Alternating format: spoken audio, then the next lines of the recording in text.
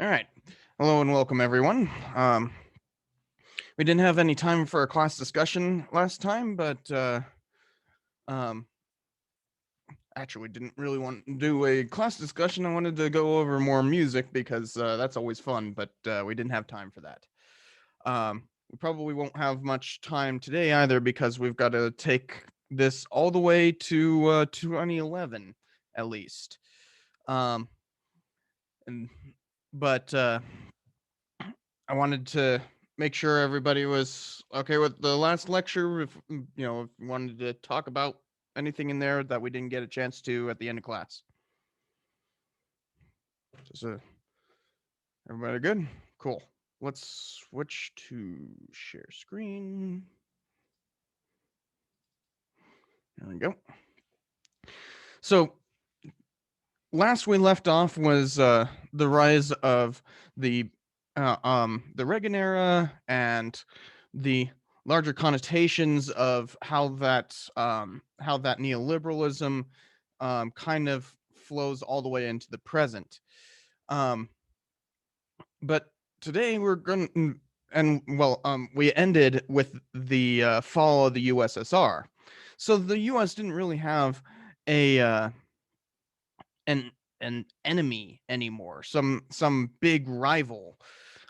Today a lot of people will point to places like China or even Russia today is again becoming kind of a rival, but really no one has been able to assert any kind of world hegemony like the US remains so.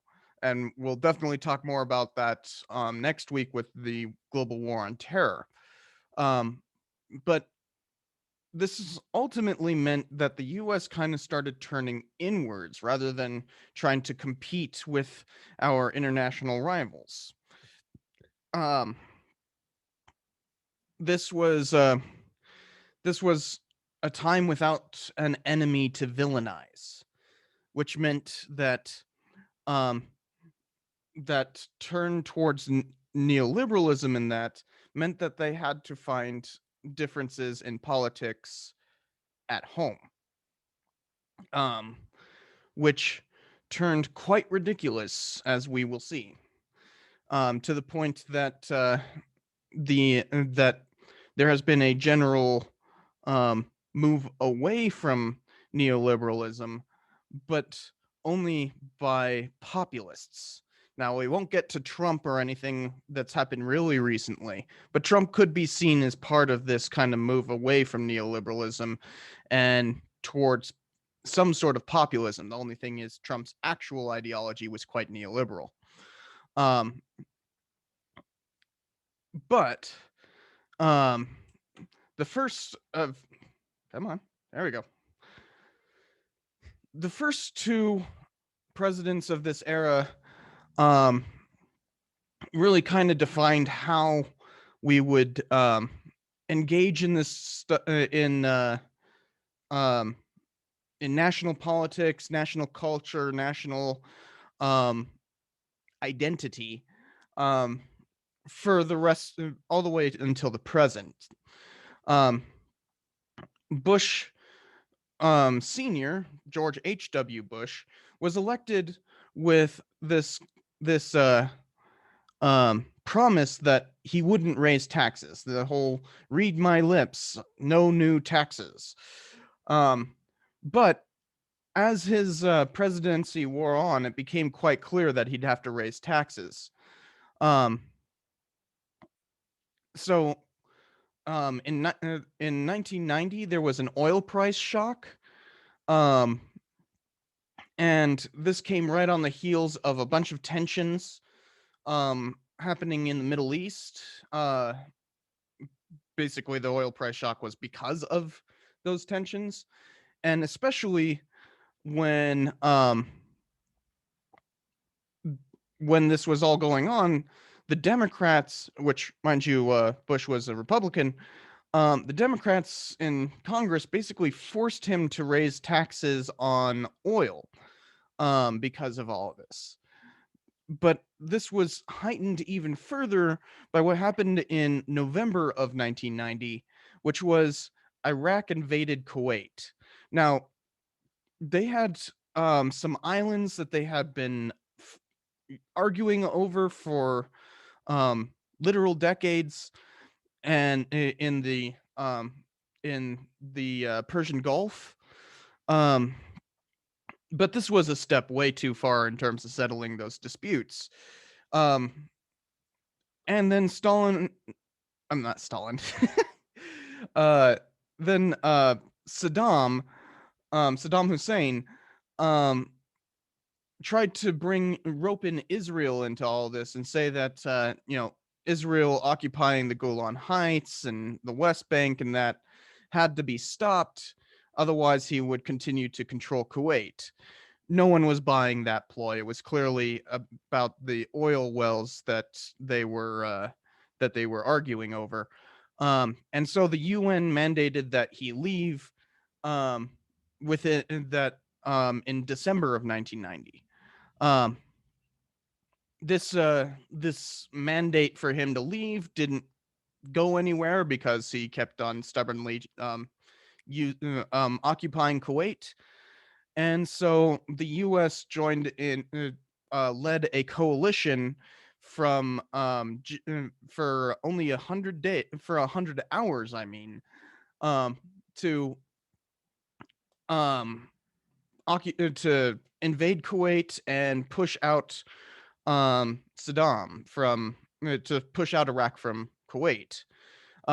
This only lasted 100 hours. It was a great success. Um, the U.S. did try to support an uprising against Saddam, but that didn't go anywhere, and this led to a whole period of a no-fly zone. But Bush was in charge of all of this, right? Um, just as there's this great victory, he's having to pass taxes to pay for it, raises in taxes. So his campaign promise is getting violated by the necessity of war. Um, but this astounding victory, I mean, literally only 100 hours of war. Imagine if the Afghanistan war only lasted for 100 hours. Um, the Although some people argue that some historians have argued that the Gulf War shouldn't have been halted. It was literally halted within a few minutes of that 100th hour, and it was kind of this big, you know, um, political stance, and a lot of military leaders were saying, no, we should have continued into Iraq and nipped this in the bud before you know things would happen later. um, but that's not what happened. We can play what ifs with history all we want. Um, but in order to try to deal with this you know oil price shock and all that, um, George Bush also started negotiating what's called the North American Free Trade Agreement. This had been a neoliberal talking point for a long time. Um, Mexico had a lot of tariffs on American goods, and um, the U.S. saw that as being unequal and against free. I mean, it is against free trade, but it's to help bolster the Mexican economy. But NAFTA allowed not only for oil to cross borders without any tariffs or anything like that, but all kinds of other goods. So in 1992, it was signed, um, though it wouldn't actually be ratified until the Clinton administration. Um, but this is quite a neoliberal point that there's free trade. Um, no protective tariffs or anything along those lines. This, of course, somewhat destabilized the Mexican economy, but it helped the American economy. Um, but this was uh, this was all quite against old line conservatives. The idea of free trade with Mexico was kind of seen as um, this kind of break with U.S. Mexican policy going back all the way to the Mexican American War. This kind of standoffish um, way that we had always dealt with them.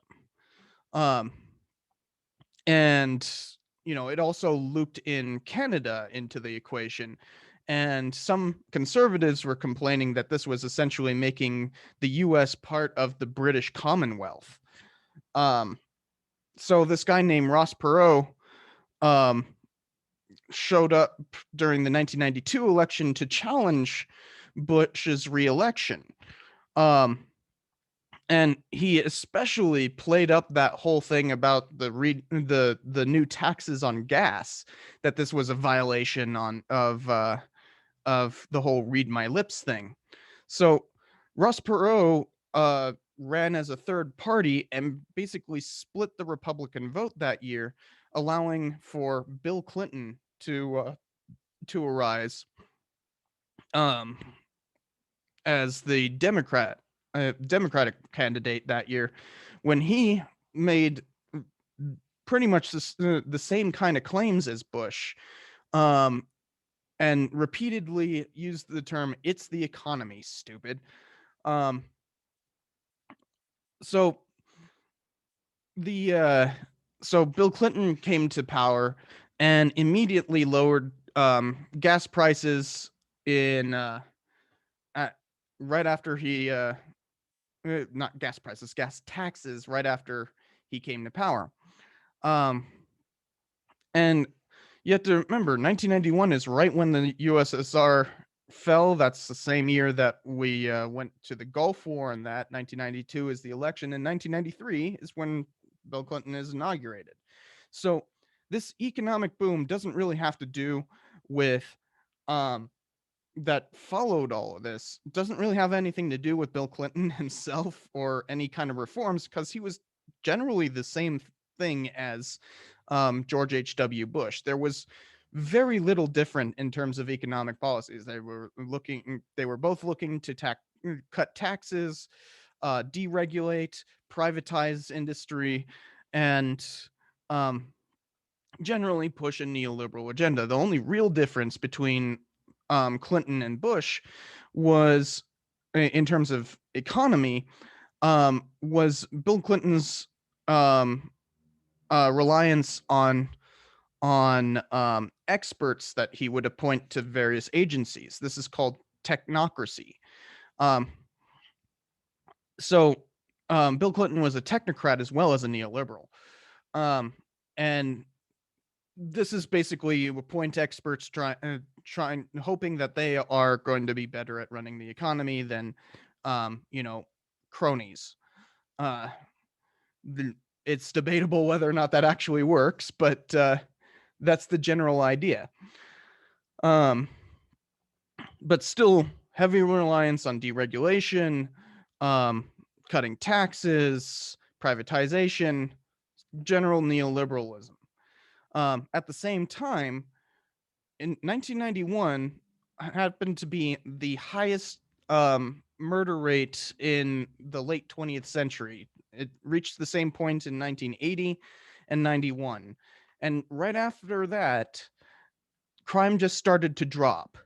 A lot of people thought that the crime drop was related to a crime bill that basically funded police throughout the country, um, that was actually sponsored by Joe Biden, um, who is now president.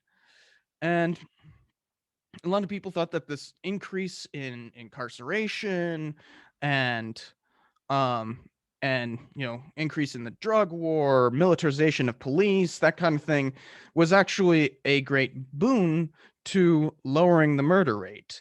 Now we can debate whether or not that's true, but that was the general thought.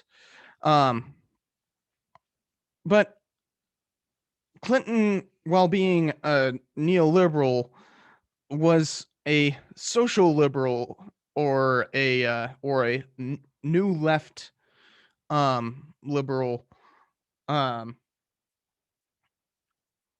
in terms of culture. And so he frequently tried to pass these kinds of government reforms, such as um, an attempt at a national health care system in 1993. He did pass a federal assault weapons ban in 1994, although that assault weapons ban was actually um, written by, co-written by Gerald Ford, Jimmy Carter, and Ronald Reagan. It's debatable how much Ronald Reagan could actually write that at that point. He was suffering from Alzheimer's. But, um, Ford and Carter have their fingerprints all over it for sure. And so this was kind of a joint thing to ban assault weapons. That's kind of a misnomer, by the way. The term assault weapon doesn't actually refer to what the military refers to an assault weapon. It's more cosmetics things like having a pistol grip and a forward magazine. Um, but we're still having these debates today, right? These over whether or not the assault weapon ban should be implemented again and things like that. It sunsetted in 2004 and really didn't change anything in terms of mass shootings, which it was targeting. But these mass shootings became quite a thing during Clinton's administration. In 1992, before his administration, there'd been a rise of white supremacy up in northern Idaho, places like what's it called? Aryan Nations is a compound that's still up there, and this white power separatist guy or white nationalist, whatever you want to call it, moved up there, started stockpiling weapons and everything, but then he made some deals with the ATF, and it's a complicated mess, but essentially he ended up getting on the wrong side of the ATF, and they tried to arrest him. It turned into a siege, and Was this at Ruby Ridge? yes, Okay. it turned into a siege. Ruby Ridge is up in Idaho, and the siege killed 3 people, none of whom was the white supremacist. Was his wife and daughter and I think cousin or uncle. I don't remember which. Um, so this was a big media thing, but then a year later, during Clinton's administration, right at the beginning of it, um, the a similar thing happened in Waco, Texas, where a cult had been stockpiling weapons, illegally modifying and selling them, and they were a doomsday cult. So they believed that Christ's second coming is upon them. They had a bunch of really weird beliefs, like their leader would require all the men to be celibate and then have sex with all their wives.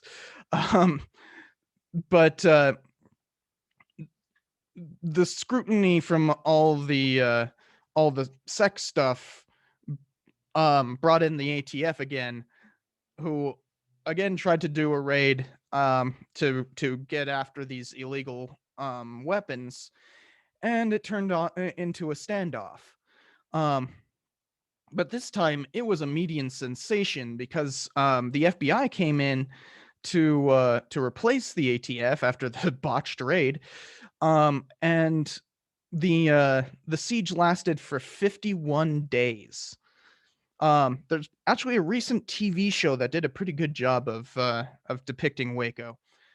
This ended um, with um, Waco, the compound, um, initially trying to be gassed out, but something happened during the gassing and the whole place lit aflame, and very few of the Branch Davidians um, left during this. So throughout, because of all this, 76 people were killed during the Waco siege. Um, so um, Now the Branch Davidians weren't exactly white supremacists or anything. They actually had a pretty diverse congregation. But this was seen as yet another attack by the government to suppress the Second Amendment, and especially part of that was a lot of white supremacy. And so this spawned on this militia movement that we'll talk about in just a little bit, but this idea that private militias had to you know keep the government from their guns and that kind of stuff, um, and especially combined with this white supremacist militia movements, was that they believed in this thing called the Turner Diaries, and the idea that the turn was that the this it's this really cruddy book. It's basically the Mein Kampf of of American white supremacists today. But it believed that there'd be like a race war that be started, and then all the black people would be hanged and or genocided away, and then have a white ethno state. You can hear this kind of rhetoric still today, and it's always hidden. But one of the things that the Turner Diaries proposed was to attack a federal building in Oklahoma City. And so, 2 years to the day um, of the Waco burning, um, a couple of domestic terrorists blew up that building. It was the largest act of domestic terrorism until 9/11, and it killed 168 people, including the daycare that was at the bottom of the building. Um, then, even later than that, taking cues from the Turner Diaries and everything, a couple of distraught kids in Columbine, Colorado, um, took a few guns into the high school there and um, shot it up. Um, Now, they intended to turn this into a killing spree of massive proportions, including hijacking an airplane um, and flying it into Oklahoma City somehow. But they only managed to kill 13 people. But this set off a wave of national press coverage that arguably has a lot to do with our current wave of mass shootings. And it started with Ruby Ridge, Waco, Oklahoma City, and Columbine. Um, but suffice it to say, after all of this, the militia movement had to go underground for a little bit. Um, but that didn't matter in terms of national politics. Um, the uh, the uh, the U.S. was more concerned about Lincoln, Bill Clinton's ineptitude. Um, that he wasn't handling Waco and Oklahoma City and all that kind of stuff well. And especially with Waco in store, Republicans used the outrage from all that to win the midterms in 1994. This is called the Republican Revolution, and this brought a guy named Newt Gingrich to the fore, who during the campaign had a bunch of Republican legislators sign what was called a contract with America, which basically just argued that there needs to be further restrictions on government and standard neoliberal stuff. As you can see, the two parties weren't really that different. Just one was more neoliberal than the other. um, but they use this rhetoric about Clinton's ineptitude, um, just as Clinton, just as they came to power, Clinton was having an affair with this girl named Monica Lewinsky, his secretary, and um, he was investigated for misconduct in that. But what really set off what got the ball rolling for Republicans, obviously they could play this up in the media, but what really got it rolling was that he said under oath that I did not have sexual relations with that woman, even though definitive proof in terms of a stain on a dress came to light. So, the Republicans impeached Bill Clinton for perjury, but played up the whole sex scandal instead of the actual issues of perjury. And because they were playing the game in terms of his sexual misconduct, the impeachment didn't go to conviction. It was purely a political thing, as we will see in the next slide. But the Republicans used that scandal and basically blamed the Democrats in general for being lascivious and wanting to force this kind of amoral attitude upon the American public. And this played right into something that had been going for a long time. But Republicans were able to win the 2000 election, but only by a sliver. Al Gore actually, the Al Gore was Clinton's vice president, and then the Democratic presidential nominee of 2000, and he was blamed for the Clinton sex scandal and that kind of stuff. Although most people remember his election for a gaffe about him screaming. But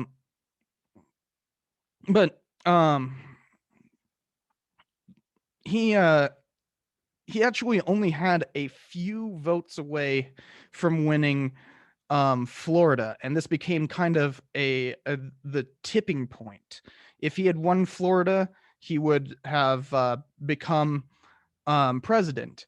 But after recount after recount after recount, the Supreme Court finally got involved and decided 5-4 that the recounts needed to stop because the three previous recounts had already said that Bush had won. George W. Bush, not George H.W. Bush. So, since then, there's only been one time that Republicans have actually won by a majority of votes, and that was in 2004. They haven't won a majority of votes since 1988, besides 2004. So this kind of set a pattern, but that the way that sex scandal and the Republican Revolution and all that set the tone was through what's called the culture wars. Now, this is a loose term. It's not like there's any particular thing that starts the culture war or not. But in that 1992 election that we were talking about that split the Republican vote, you guys will be reading a speech from that. But in that speech, this guy named Pat Buchanan, who had actually tried to primary against George H.W. Bush, said, "There is a religious war going on in our country for the soul of America. It is a culture war, as critical to the kind of nation we will one day be, as was the Cold War itself." So this is that turning inward. This is that that instead of looking at the Cold War, instead of seeing the U.S. fighting against an incipient enemy, now the enemy was within. This is a fight. This was a debate over what America as a nation was. This is actually a great graphic for it. Why is that not showing the laser point? There we go. This is actually a great graphic for this because this is the Democrats and this is the Republicans, right? Democrat, Republican, progress, First Amendment, Second Amendment, feminism, ecology, gay rights, anti-abortion. You can see, and borders. So you can see this is like, these are the what the debate is about. But everyone's running away because the debate is ultimately not really that important. It's a ploy. It is a way of demonizing the other side rather than dealing with actual policy. And that's the essence of the culture wars. And so you could say that the culture wars started with the Reagan administration. In fact, I honestly would, but generally most people are talking about the 90s to the present. And so it was this debate over whether or not America would be, progressive or conservative. And it's more about demonizing the other side. So one of the first ways that this really showed was when historical revisionism came to dominate the history profession. Now, you'll hear people use the term revisionist as like some sort of way of demeaning historians, but in reality, it just means that you are revising the orthodoxy. The orthodoxy had been that standard American triumphalism. America is the greatest because the frontier did the frontier thing and all that. But historical revisionism is also more about revising it for accuracy's sake. It's rather inaccurate to be an orthodox historian nowadays. Nationalism has really been declining in the history profession, but that is precisely what conservatives hated. And we've seen this going on plenty as of recent. But during the 90s, there was an attempt in 1995, for instance, to create a national history standards. UCLA sponsored it. The American Historical Association really pushed it, and one of the leading lights in the history field, this guy named Gary Nash, pushed it, and he ended up running up against the former head of the National Endowment for the Humanities, named Lynn Cheney, wife of Dick Cheney. During the 1990s, Lynn Cheney was much more of an important figure than her husband, and she repeatedly said that like there weren't enough white people in this. You're demeaning white people for being white, and so on and so forth. It's a very race-based conversation. But she eventually managed to push a number of senators to start writing an amendment to the National Endowment for the Humanities to not be able to sponsor such things. And so the national standards died. There were a number of scandals like this. I'm just naming one because, there was the Enola Gay exhibit. There was the historians testifying during the Clinton trials. There were this guy named Michael Beliselius wrote a book about arming America that brought the NRA down on him. So just constant scandals in terms of the history profession, and it continues all the way to the present. We saw this with the 1776 report in 1619, although neither of those things involve historians, funny enough. The 1619 project is a New York Times initiative. The 1776 thing was a Trump Trump commission that involved no actual historians. The 1619 project has some historical advisors, but they're constantly willing to violate what those advisors say. So this culture war basically in the 90s made the history profession go like, nope, we're not going to engage in this. Where today it's no longer really the history profession itself. It's, people trying to enter it without doing anything necessary to enter it. But this was all not talking about like the actual need to revise the orthodoxy.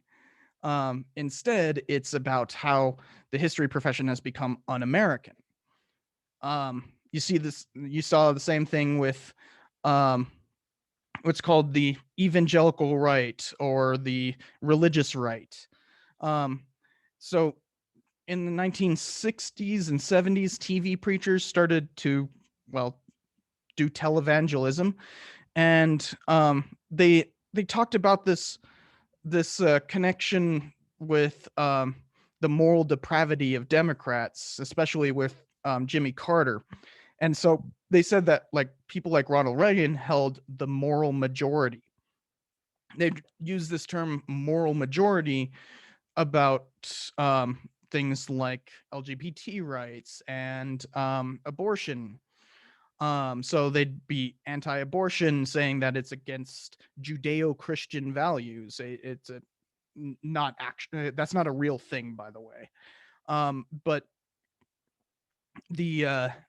they'll say that the country was founded on Judeo-Christian values. If you take the first half, you'll know that's quite a lie. And this push for a culture of conservatism was part of the evangelical rights, a push against things like LGBT rights and abortion. At the same time, in reaction to the New Left, you remember we talked about the New Left in the 60s lecture, these opponents of them came from called neoconservatives, came to power throughout the Reagan administration, and then especially with the Republican Revolution in 1994.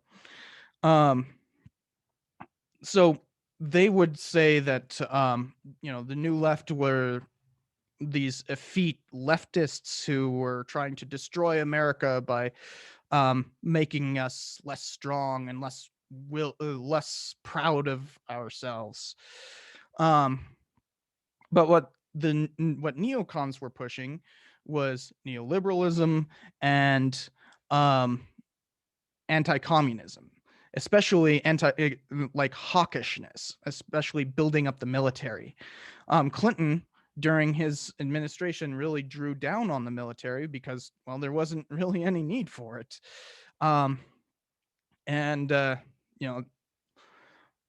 Neocons were quite against that. And So they would form think tanks where you'd get people like Dick Cheney, Rumsfeld, Paul Wolfowitz, those kinds of folks who would work in these think tanks to come up with policy that would challenge the new left. And they saw Bill Clinton as this arch hippie type, even though, as we saw, he actually was quite a neoliberal. Um, but alongside this, in the early 90s, you saw the rise of third wave feminism. So third wave feminism was born from punk music, actually. It's less of it didn't start off as an academic movement. It eventually started off as a punk movement. Group. It was originally used to phrase this this movement now known as Riot Girl, but at that point was known as third wave feminism. Um, it eventually entered the academy, and the whole point of third wave feminism is finding solidarity with other sections such as race and class. So it's called intersectionality. Um, and this meant that they would start criticizing um, other professions for for um, not allowing for greater representation in that, especially in the sciences. Um, and the sciences took this quite poorly, to say the least, saying that they had systemic racism built into their profession. Obviously, not something anybody likes being told. Um, and so instead of dealing with the issues of lacking representation and flawed results in that, they blamed postmodernism, or a facsimile thereof, um, for trying to dilute the sciences with subjectivity.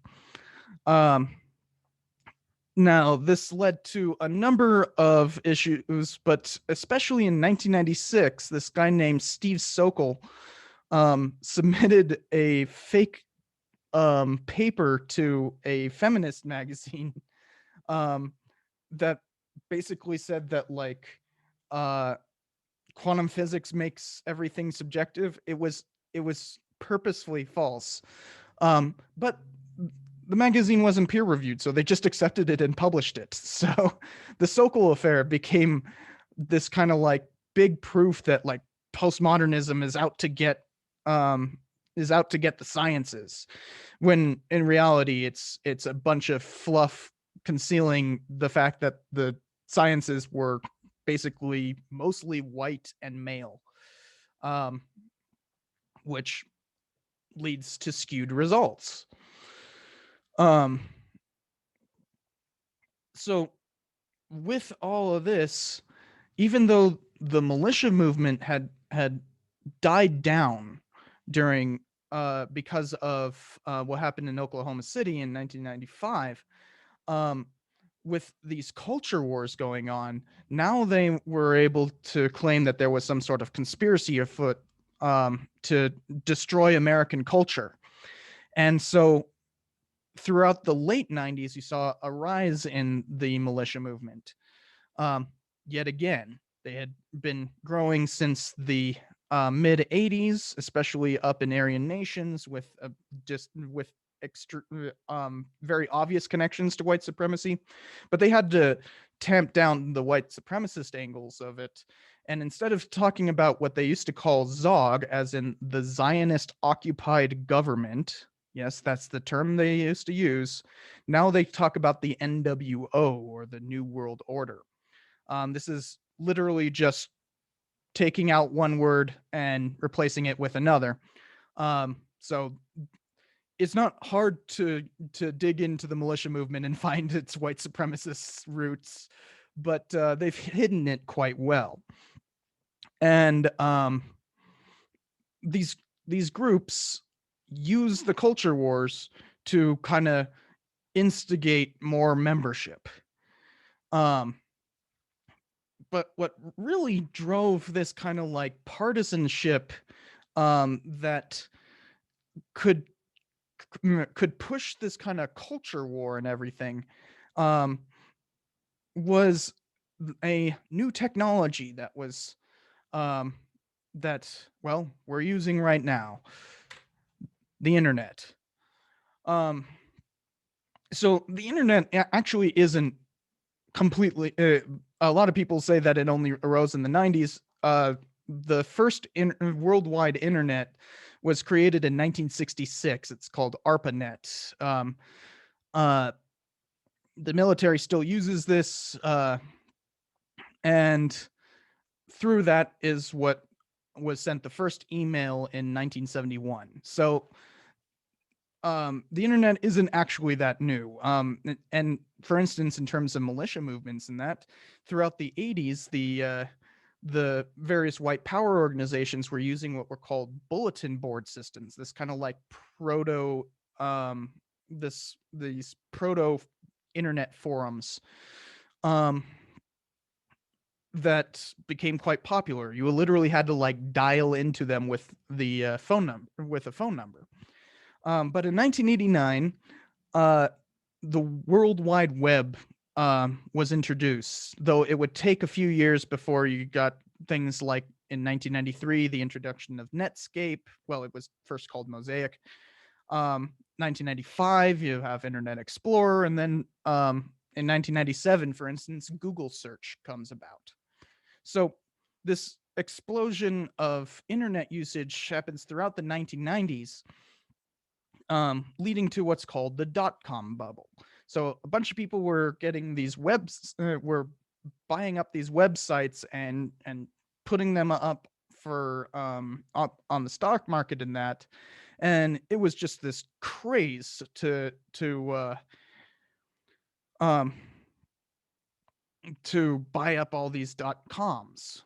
And venture capital was just willing to throw money at anyone starting up a website until in 1998. Until March of 2000, when that bubble burst. So you got this massive explosion of stuff, and then along with it comes what's called new media. So basically, most things on the internet can be considered new media unless they are conversions from old media. Old media being TV, video games. Well, video games are kind of in a hazy area in between. Um, Movies, radio, that kind of stuff. Music. That's um, well, radio music or tape players or anything along those lines. If it's being put on Spotify, that's new media. So new media would be things like YouTube, uh, social media of any sort, uh, any of that kind of stuff. Along with this rise of new media is kind of a tension between new media and old media that rages even today. As we still try to sort out how to deal with this new medium. In the 90s, there was also the rise of smartphones. The first personal digital assistants came out in the 1990s. In 1996, the Palm OS came out. 99 is the BlackBerry. And 2007, you saw the rise of iPhones. So this steady rise in terms of not just computing power, but computing power that you can carry with you in your pocket, became a thing in the 1990s, and you were meaning that everyone was constantly connected to the internet. Then we also started to organize our society around the internet, especially in terms of social relations with social networking. In 1995, the first major social network came out and called The Globe. 2002, Friendster. 2003, MySpace. And 06 was I mean, '05 was YouTube, '06 is Facebook, and that same year is also Twitter. Um, even the even the term internet meme has its roots in older history. For instance, it was actually coined in 1976, but um, this became part of social networking and all that kind of stuff. I'm sure you guys can think of plenty. Um, but the internet also became a way to organize activism, not just in terms of private militias, but more left wing stuff like um, the rise of the anti globalization movement. In 1998, there was a series of massive protests against globalization um, that were um, ironically organized through the global internet apparatus. Um, the and in 2002 you can even see the rise of what could be called fourth wave feminism, as this group called Code Pinks um, started fighting against American foreign policy. um, in 2003, the rise of a group now known as Anonymous, though on 4chan they were just called Anon, um, started pushing a lot of fairly left wing stuff. Considering what 4chan is known for today, 4chan was actually fairly left wing back in the early 2000s. Um, and this especially came to a head in 2008 with a big protest movement organized by Anon called Chanology, where they protested Scientology for their cult like practices. Um, since then, Anon has actually been a big part of internet activism. You guys have seen those V for Vendetta masks and whatnot that they like to wear. Um, they, but after Chanology, they moved from 4chan to what are called IRC boards, um, basically a chat client. And this this split basically sent 4chan moving towards the right, whereas from then on, Anon remained kind of left wing. Um, this we don't need to go into hashtags and that, but hashtags are another means of internet activism. After all, things like Black Lives Matter are essentially nothing but a hashtag. Um, Me Too is also a major one. That Black Lives Matter arose in 2014. Me Too in 2017. Um, this the actual term for the hashtag is called an octothorpe. That's the name of the shape. And this is a programming thing that Twitter uses. You guys know. I'm sure most of you understand hashtags. I don't need to explain it. Um, but um, because of this split with Anon and this mass mobilization in terms of places like Twitter, and that 4chan kept moving further and further to the right, dragging other websites with them, especially places like YouTube, um, where in 2014 there was a whole series of basically hate campaigns against some female gamers known as Gamergate that that pushed for what's called anti-social justice warriors. You guys have heard this probably plenty. To uh, This was a push against fourth wave feminism that we've already talked about. This idea that internet of internet activism. So by 2014, you could see that there was a right wing of the internet and a left wing, um, and it was that the internet remains incredibly politically charged. Um, and this signified this era of political polarization. Um, Now we've talked a little bit about the party switch, um, and neoliberalism and all that, and the culture wars.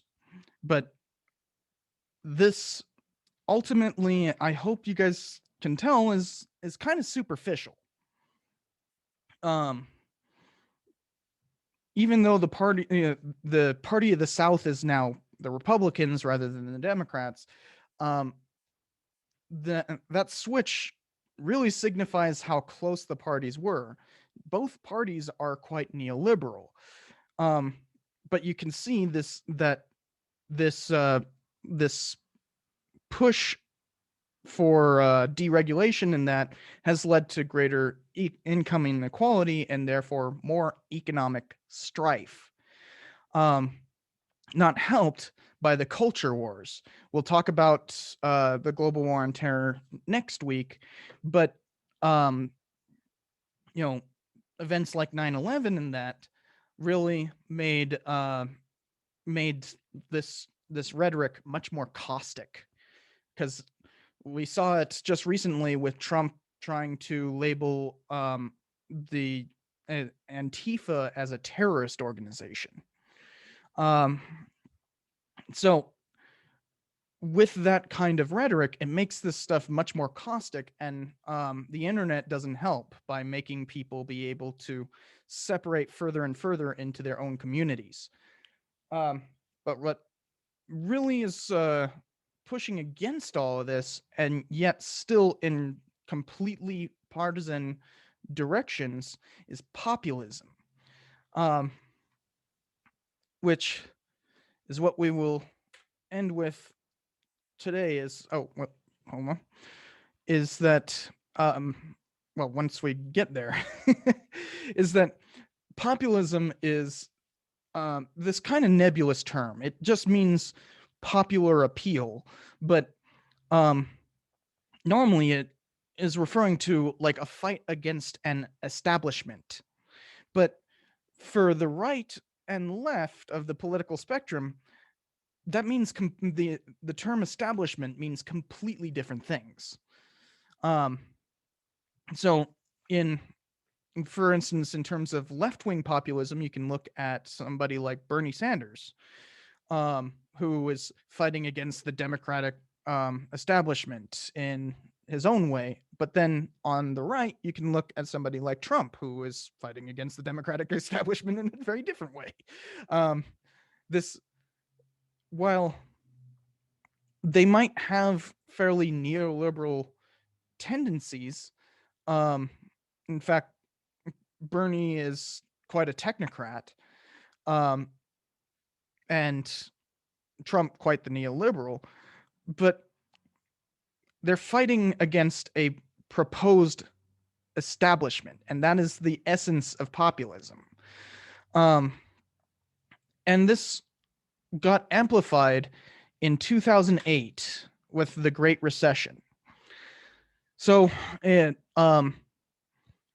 I don't know the average age of you guys, but I remember 2008, and I lost my job as a draftsman back then, and a lot of people did. Unemployment arose quite quickly all over what was called the subprime mortgage crisis. We talked a little bit about how variable rate mortgages um, were allowed to exist because of deregulation.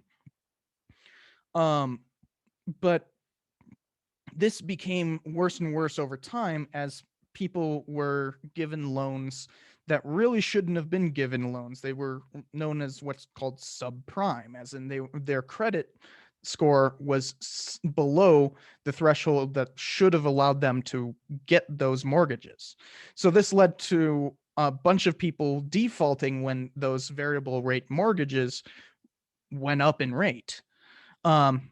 It started building over 2007 and really came to a head in 2008, to the point that it seemed like the economy was in free fall. Um, the U.S. government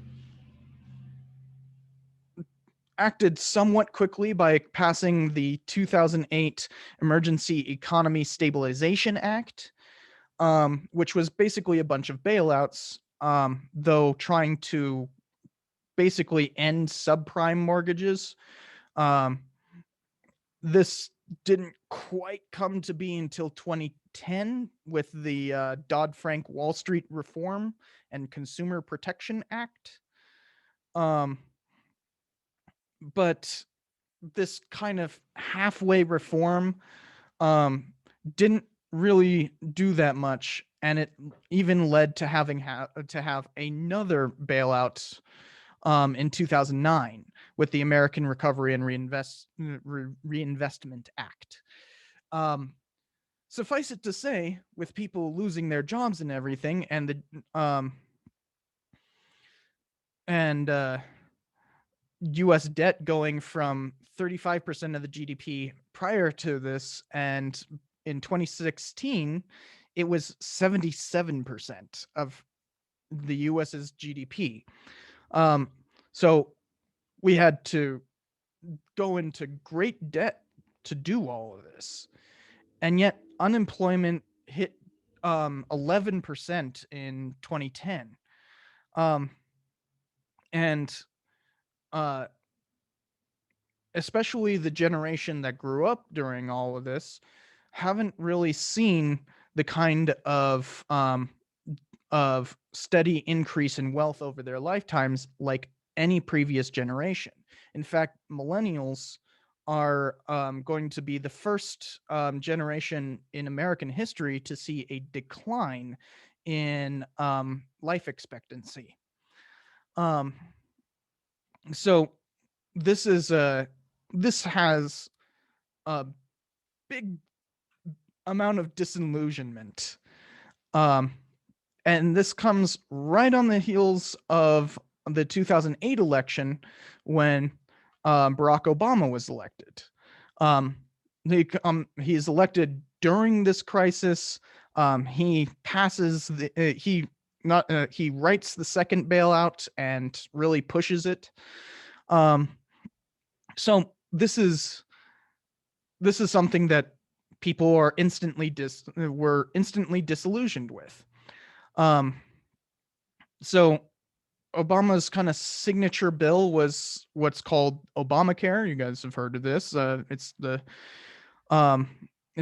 combination of acts with the Patient Protection Act, the Affordable Care Act, the Healthcare and Education Reconciliation Act, all passed throughout 2010. Now, these basically just mean that every American is required to have health insurance. It doesn't really do anything beyond that. It does have modest reforms like stopping insurance providers from denying people with pre-existing conditions and things like that. But unlike the healthcare bills of the 60s through 90s, this bill is still just kind of forcing everyone to buy into the system rather than it being some sort of national healthcare system like Ted Kennedy had been proposing his entire career.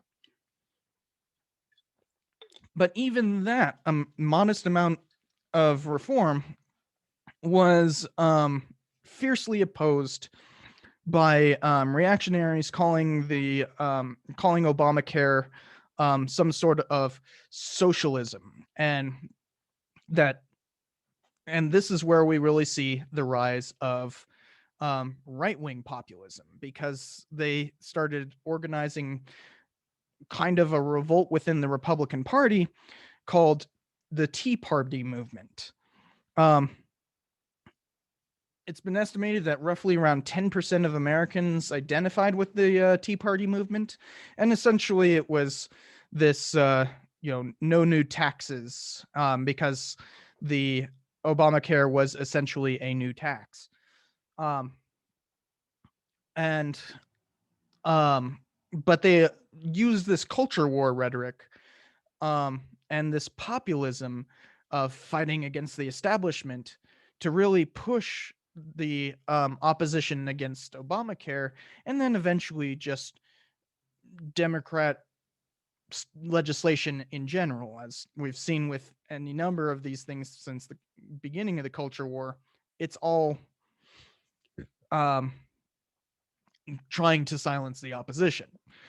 Um, but the left also had um, their own populist movement because of the Great Recession, and that was the Occupy movement, which started off in 2011 with a bunch of people occupying a park on in Wall Street, um, basically as a massive protest. You might remember the Occupy protests of the 60s and 70s with the American Indian movement. But unlike that, this really didn't have any concrete aims. They didn't have clear goals. They were more about decrying wealth inequality. That's why they would hold these signs saying, we are the 99% in that. It's this it's this populism that that was trying to fight against the recession, but really just decrying the 1% elites, and that's all they could do was complain about it. These Occupy sites ended up affecting more than 600 American cities throughout 2011 and 2012, but there was no unity from this. So you have populism in the form of the Tea Party, which eventually results in Trump, and you have the Occupy movement that really doesn't result in anything. We saw recent Occupy stuff last year with the Capitol Hill Autonomous Zone, Chaz, and that was basically the same thing, but also dealing with Black Lives Matter stuff. So that's how this left wing and right wing partisanship and populism has increasingly divided the country to the point that we had an insurrection in the Capitol earlier this year. So, with all that being said, most of you, we're getting into the point that most of this stuff you guys can remember and understand quite well. So, with that being said, let me pull this out. There we go. With that being said, how does this populism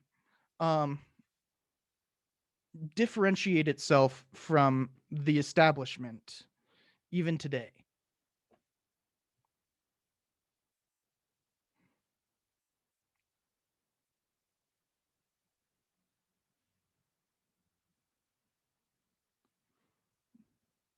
Anybody going to speak?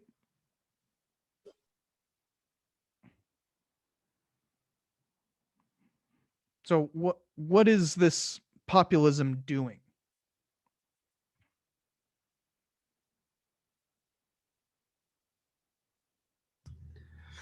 I think I don't know if I'm understanding correctly. I think like a lot of what's um, maybe like identity politics or something like that. Do you think that that's kind of like helping? Oh, so identity politics is a I term mean, like that gets much abused. Um, but I mean, it used to just mean you're talking about like race, class, and gender. Um, it's actually a term that originates from universities and that, but as we've seen with terms like um, social justice or fake news, these are terms that get corrupted rather quickly from their original meaning.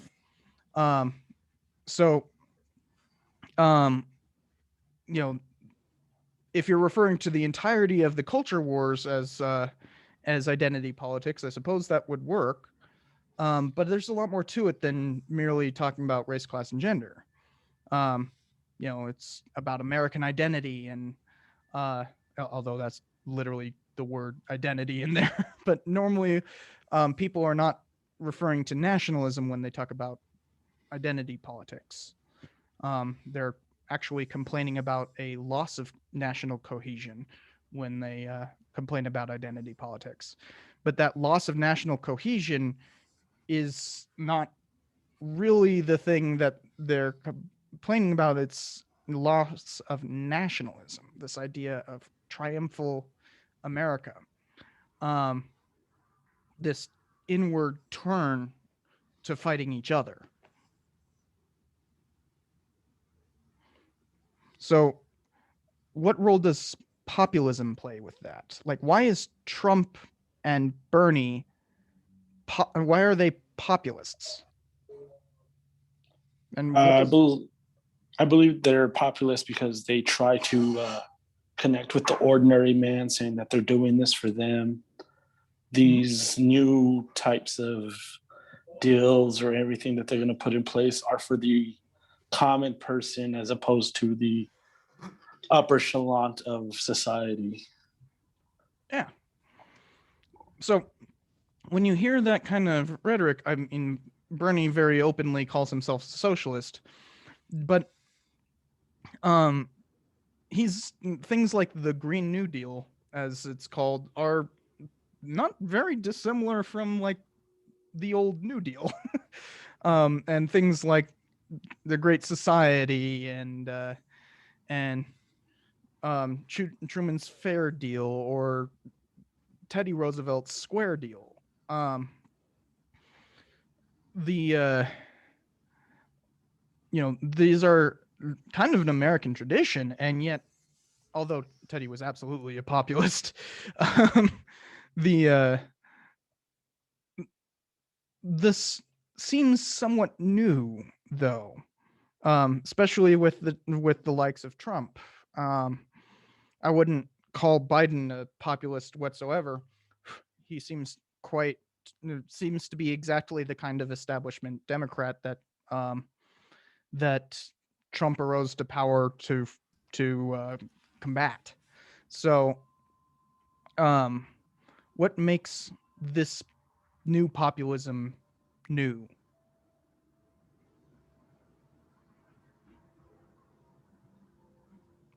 Well, maybe because everybody has been so used to, like what you just mentioned, the established, Democrat, mindset. And then so when Trump came in, it was kind of, he was really brash.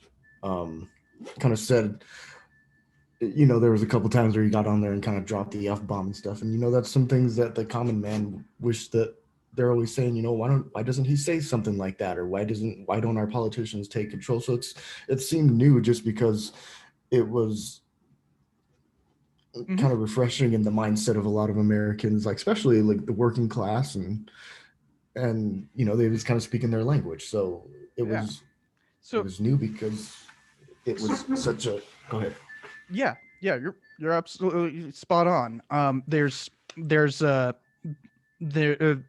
regardless of his actual policies, he uses that like culture wars rhetoric um, to be brash and oppose the system.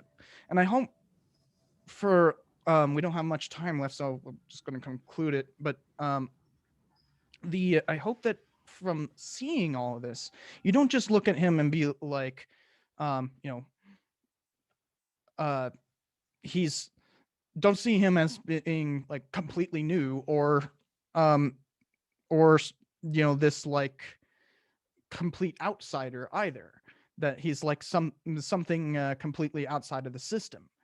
um Throughout US history that we've been discussing this entire time, there's a lot of stuff building right into what we did. one of the One of the curses of being a historian is that everything seems inevitable, even though you can always look at times. I mean, even in this lecture, I've pointed to a number of times where it's like, wouldn't be interesting if something different happened. But um this kind of present that we look at the present oftentimes as being something that's completely unprecedented and don't know how to handle it. But when you start looking at the past the way we have been doing throughout this class, I hope that you get a greater sense of how this came to be, why it's important to understand it, and how this can help change, give you a better perspective. With that being said, we have one more lecture left that will be on the global war on terror next week. And then we will have a study session on Thursday if I can get through the war on terror lecture. With that being said, if there's any other questions, go ahead and ask them. Otherwise, have a good day, everyone. Thank you. Have a good day.